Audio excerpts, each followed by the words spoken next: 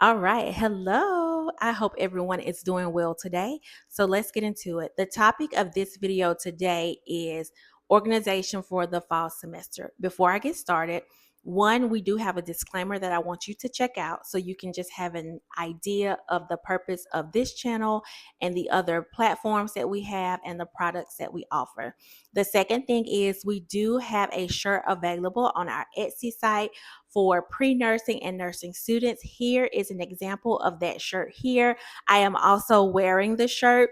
If you haven't been on that journey of becoming a nurse, then you may not be familiar with the fact that it is a hard journey, right? Because we are ultimately preparing these individuals to care for patients. Okay. And so there's a lot that goes into that. So one way you can support them is by purchasing them a product similar to the shirt that we have available. If you choose not to buy a product, that's okay too. You can verbally encourage them. So just letting them know that you are there to encourage them and motivate them along the way. All right, so let's hop into it. I want to highlight three different ways that you can keep track of the things that you're having to do this semester. One is with a digital planner. Now, one way I like to use my digital planner, and I have just a little snippet here on how I use mine, is to put in those appointments, whether they are personal or academic related meeting appointments, or I like to put in my class dates in which I have to lecture and as well as exam dates. Now, the great thing about a digital planner is that you have like a realistic view of your daily appointments, weekly or monthly appointments. Now, being that we are at the beginning of the semester, you may not have a syllabus or be aware of the assignments that you may have right now. But what you should have is an idea of the classes that you will take or that you will teach in.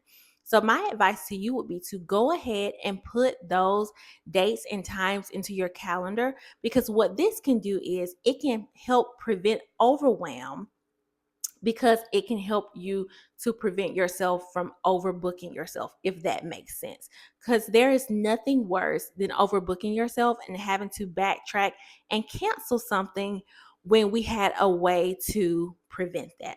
Make sense?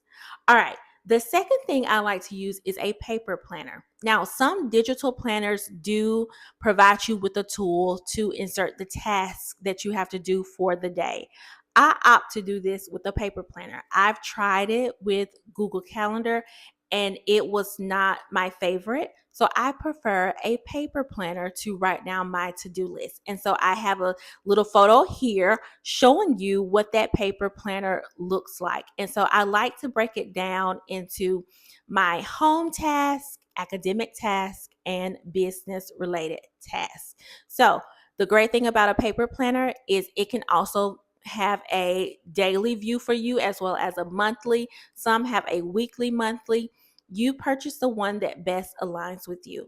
And then the third thing that I am doing is that I am using a printed copy of a monthly view, and I have that here so you can see it. And I like to try to plan in quarters. Now, I'm a little behind, and so the quarter that I'm using is my August, September, October, which is not your traditional way of looking at it, but I'm doing August, September, October because I want to have a 3-month view of how my life will look over the next 3 months. And so you can see that here. And so all I did was I downloaded this from the internet, printed it off, and so I have it on my corkboard.